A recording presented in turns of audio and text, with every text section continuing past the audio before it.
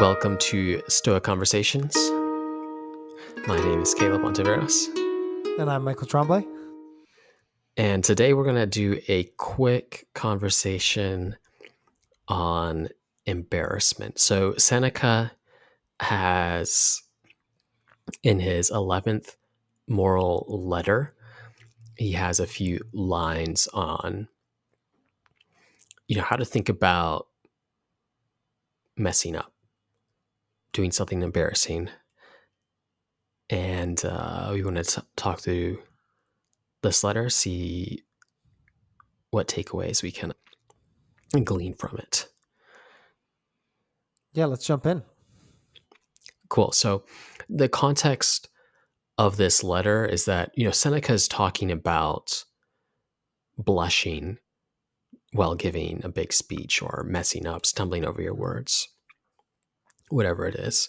Very common. And I think especially worrisome for people like Seneca. Seneca was a famous orator, speaker, and any Roman man who had political ambitions, was in Seneca's class, would have wanted to be an excellent speaker and avoid going completely red while they're giving a speech, or having their voice crack or anything terrible like that, since people would certainly make fun of them, all that sort of thing against them. At least that was the perception, and it's probably true. I think in some cases, it's just as some Roman figures are able to get ahead by being excellent orators, others were certainly held back by messing up, making mistakes, and there's that immediate fear of doing something embarrassing. Well, we do this now. I mean, Seneca's a big deal, right? And I think about, I think about when somebody like Mark Zuckerberg gives a presentation and he's maybe awkward or something like this, and then there's all these jokes on the internet about, how awkward he is or weird he is at public speaking or something. And I always cringe at that because I think, this is really judgmental. Like, I'd hate to be in this person's spot. So it's this kind of thing, right? It's like he's a big deal. He gives these big important speeches, and he's worried about messing up or looking stupid. That's what's going on. Yeah, worried about messing up, going stupid, or just something goofy. So he gives a few examples. He talks about Sulla, famous Roman general, dictator. Famously, he had like some face disfigurement, and then when he was angry, his face would get noticeably red. And he gives some other example. Pompey the Great also had the habit of showing this kind of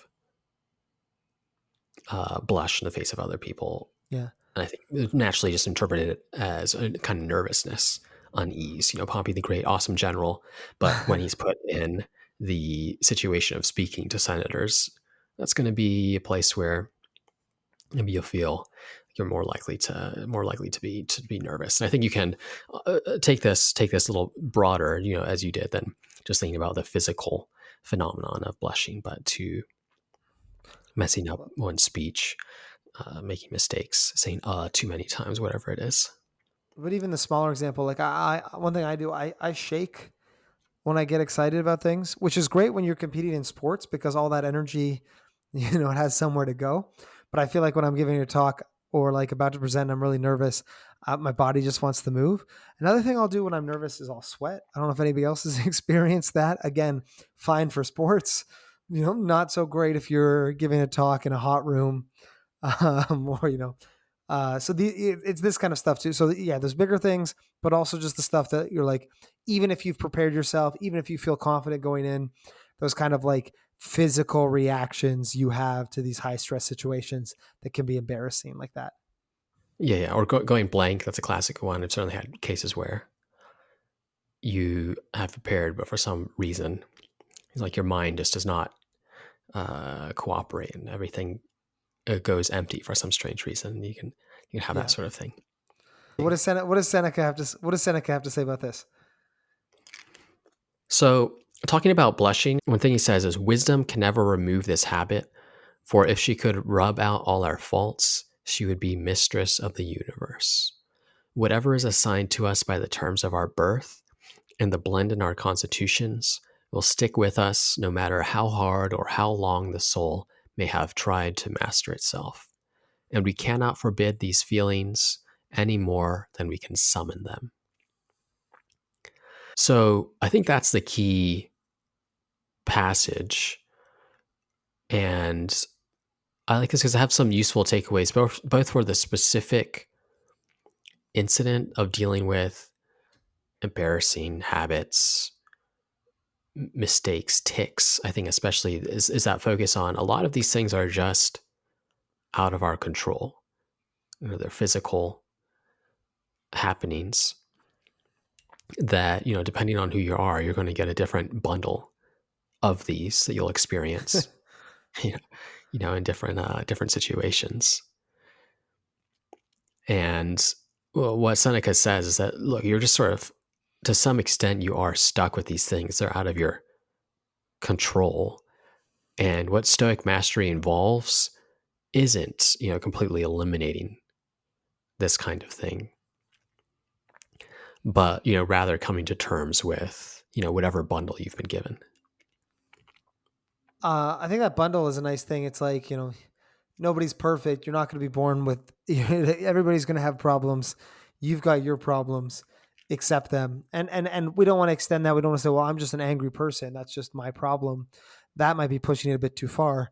But, to be the kind of person that, blanks out in high stress situations or become the kind of person that blushes when they get nervous. That's just the way your body works basically. And you've got to learn, to accept it, not control it, because it's not in your control, which I think is true. Another thing I would add to that is this idea of, what is in your control often is not making it worse, which I think comes with accepting it. I, Mm-hmm. I think of, Viktor Frankl has this passage in the second part of Man's Search for Meaning. I think about this all the time, where he talks about how he would treat his patients who would get, very sweaty when they would get nervous. And he says, he teaches them to actually like desire the outcome, which is to say, get up there and think to yourself, I'm going to be the sweatiest person. I'm going to sweat so much. Nobody's going to sweat more than me on stage. And this kind of like radical acceptance of who you are and this like leaning into it. It ironically, it has this loop of makes you less nervous about it. And then it, makes you less sweaty. So it actually eliminates the thing. Whereas the kind of resistance creates this feedback loop. You're blushing. I don't want to blush. You get more embarrassed while you're blushing, and it kind of scales up. So if you can be like Seneca and just be like, hey, I'm just the kind of person who blushes a bit. That's just who I am.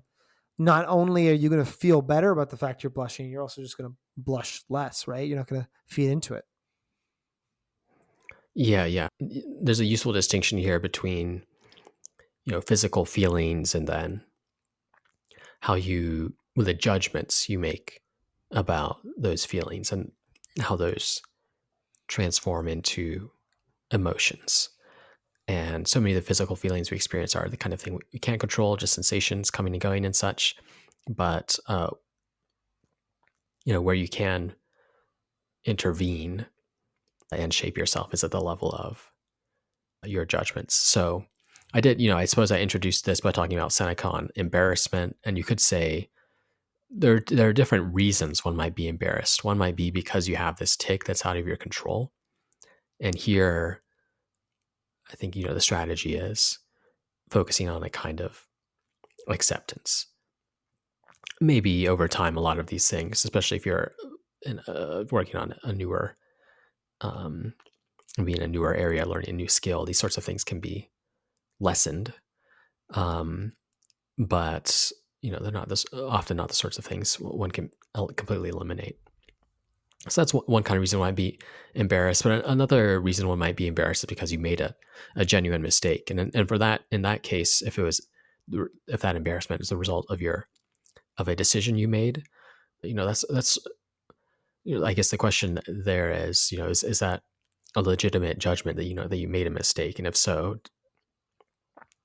is that negative judgment of finding that thing embarrassing playing a useful role in, uh, as the Stoics would say, becoming more virtuous? And that's where I think maybe a different kind of embarrassment than Seneca is talking about here, and as such, how one should think about it is different. Yeah. So don't, the kind of embarrassment you feel from blushing because you're the kind of person who has the disposition to blush is very different than the kind of embarrassment you feel or should feel if you were just a bad friend or let somebody down or did something careless that put somebody in danger. These are different kinds of things. I think about, I'm going to paraphrase this one, but Epictetus has this wonderful quote where he talks about somebody owning a horse and the person's like, oh, I'm so great. My horse is so big and I'm so great. My horse is so beautiful. And the guy's like, man, these are, you're talking about your horse. You're not talking about you. Like, show me something that makes you big and beautiful and great. And then I'll compliment you, but you're just describing your horse. You just got a nice horse, but that has nothing to do with you. And so I almost think about that in terms of our body, right? Like, oh, I have this body that blushes. Oh, I have this body that sweats, or I have this body that stammers. And it's like the same way you shouldn't be proud of your big, beautiful horse. You shouldn't be embarrassed by those aspects of your body, not the aspects of your body you were born with, right? It's like, man, that's just your body. That's not, tell me something bad about yourself. Tell me something bad about who you are. And if the person's like, oh, well, I break promises and I lie to my friends and I steal. It's like, well, okay, then you should be embarrassed, then you should feel guilty because now you're telling me something about yourself. But if you're saying your body blushes, you're not telling me anything about yourself. Yeah, yeah, that's great. That's a great point, and I think it's nice to bring it to that idea of Stoic identity, thinking about what you are. You are not uh, your body. You don't. That's not something you have direct control over.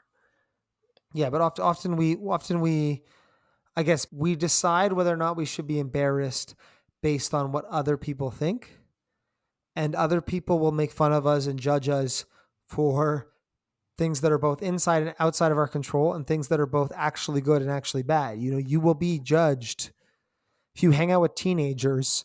Teenagers will be judged for sticking up for the weak kid, you know, and a lesser person will be embarrassed when they go, "Oh, I just stood out from the crowd because I said, hey, maybe we shouldn't say that." And so I mean, I'm almost making this matrix of like things in your control, not in your control, things that are good and things that are bad. And it's really like, Uh huh. or things that are, I guess, judged.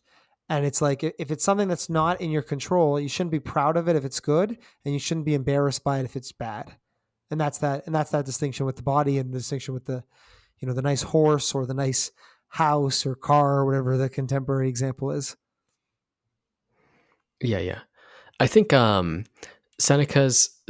think this advice is also especially useful for when you're beginning a new skill, new job, what have you. Well, maybe job's a little bit different, but I think especially with skill, trying to learn a new language, exercise more, what have you. To, you having these expectations of discomfort, embarrassment, obvious lack of skill, having that built into your experience, maybe even actively going out and seeking those situations where you flounder a little bit, can be something that I think is really useful. And when I see people who learn things quickly, they're not afraid to ask dumb questions, be humbled by people who are experts. People who learn language often just keep on saying something, even if they're mispronouncing. They're always putting themselves out there, saying something I have incorrect, trouble. getting I have trouble with corrected, and that. so It's on. hard. Yeah, Yeah. and I think a lot of people, especially myself too, you might be a little bit more perfectionist. You want to only say something if you were sure that it's correct, and but then you're not getting as much practice, right? I think that's often some amount of comfort with embarrassment is really useful for learning, just because you are able to get so much more practice, go directly to that skill you're trying to learn. Yeah, and so I mean that connects to Seneca's line too, right? About how mean, everybody's got their bundle of imperfections. I think that was your quote, but we're paraphrasing his thing there about, nature is never going to make you perfect. Nature doesn't make anybody perfect, right? Everybody's born kind of messed up in their own ways, across the spectrum of things. And if you expect to be perfect, that is kind of a unrealistic expectation. If you expect to not only master the things in your control and be a great orator, be a great presenter, be outgoing, be well liked, but then also not have any sort of physical responses or tics or nervous responses. I mean, it's just, it's unrealistic. It's not living in accordance with nature or in accordance with the way things are. And then, as you said, it's also counterproductive, right? Because you almost want to, if you're blushing, you're probably doing something important. You're probably doing something challenging, and you almost want to seek out those things. I want to try to blush as much as possible if it's for the right reasons, right? Not because you're doing Yeah. terrible, awful things, but if you're blushing because you're pushing yourself, you're doing something that makes you nervous, you almost want to get in the mindset of doing that as much as possible. And I almost wonder, evolutionarily, because the Stoics are open to these kind of evolutionary responses when we're describing our physical responses to things. They think about us as rational animals. So what's important is that we have this control over this rational domain, but we're still like embodied, right? And I wonder if evolutionarily embarrassment is this way of like mitigating downside, which is like, if you're not embarrassed, you're not standing out from the crowd. And there's a benefit to that if you're going to like be exiled or find yourself unable, like not a part of a community. So you don't have a job, you don't have friends, your life is essentially ruined. There's a benefit to having some degree of shame or just being sensitive to people. And like, yeah, not when people say, I don't care what people think, I think people don't understand how extreme it would be to literally be that way. You'd the closest you get is Yeah, yeah. Diogenes, and that's crazy. It's pretty extreme. And so you but I think you need to almost like push yourself through this defense mechanism your body is having to get exposure to the upside, is basically what I'm saying. Yeah, yeah. And I think it can be useful in certain, I think it definitely can be useful to think about your body's reaction as a kind of bug or something that was, programmed into early humans because it was useful in that situation, but now it should be, cast aside.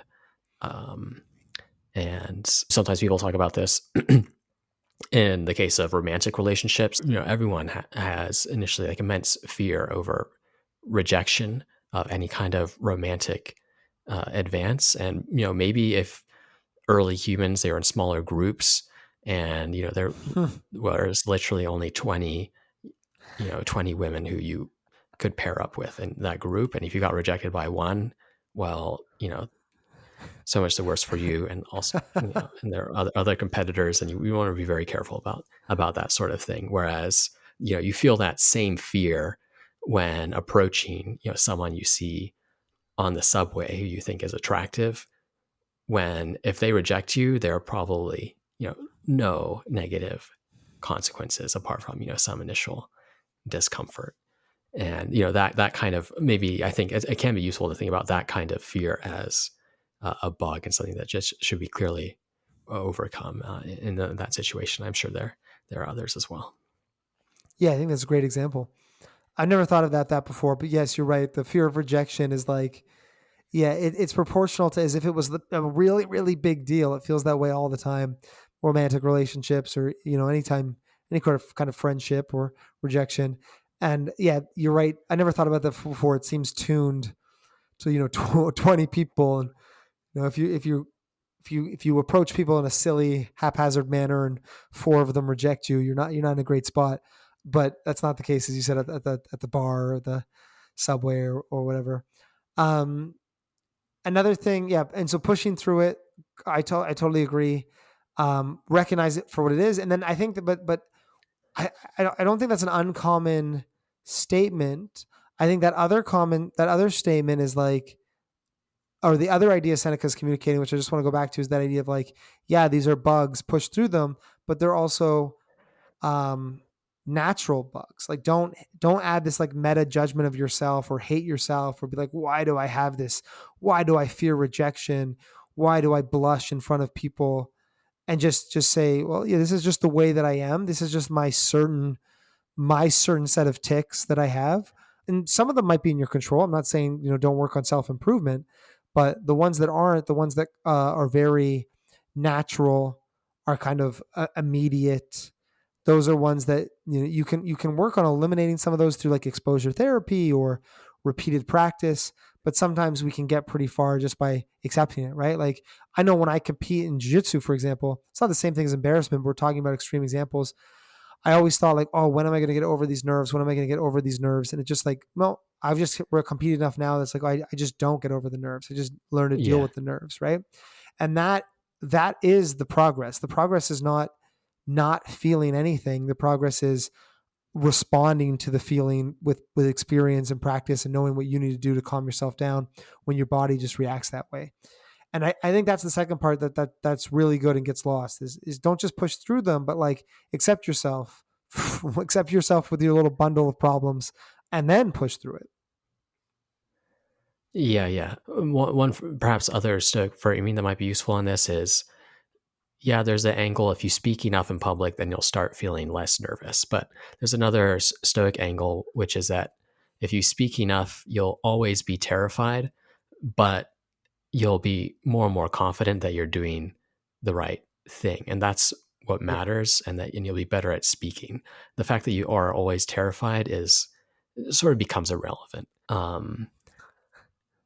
And that's just part of it. And you don't maybe you don't even need to go seeking for a cure for that. So long as you're doing the right things. Yeah, I And agree. maybe that's a useful framing Well, for some. I think I like that framing. no, I like it too. That idea of your job isn't to feel as pleasant as possible all the time. Like Stoicism offers this promise of happiness, and it does, and it offers this promise of not experiencing a lot of the negative emotions that come with from passions or these like incredibly false judgments, but it doesn't promise us a life without pain. It doesn't promise us a life without difficult things. And so, yeah, like if public speaking is just going to be a hard thing for you, then maybe the way isn't to say like, how do I make it not a hard thing? And how do I become the kind of person that can do this hard thing because I know it makes me better or I know it's worth it. Yeah, yeah, absolutely. Cool. Well, we can end with some of the lines from this letter. So Seneca says, "That which is implanted and inborn can be toned down by training, but not overcome. The steadiest speaker, when before the public, often breaks into a perspiration, as if he had wearied or overheated himself, and some tremble in the knees when they rise to speak. I know of some whose teeth chatter, whose tongues falter, whose lips quiver. Training and experience can never shake off this habit. Nature exerts her own power, and through such a weakness, makes her presence known even to the strongest." Nice. I love that. And just, I know we said we were going to end on that, but it's just like Seneca knows what he's talking about. He's just he's a very important person in Rome. He's not reverse engineering, explaining away his own nervousness. He hangs around with a lot of people who do a lot of important things in very public spaces. And so, he knows what he's talking about when he says that nobody really gets over those weaknesses. Yeah, absolutely. Absolutely. Awesome. Thanks, Michael. Cool. Thanks, Gil. Thanks for listening to Stoic Conversations. Please give us a rating on Apple Podcasts or Spotify and share it with a friend. If you want to dive deeper still, search Stoa in the App Store or Play Store for a complete app with routines, meditations, and lessons designed to help people become more stoic. And I'd also like to thank Michael Levy for graciously letting us use his music. You can find more of his work at ancientlyre.com. And finally, please get in touch with us. Send a message to stoa@stoameditation.com if you ever have any feedback, questions, or recommendations. Until next time.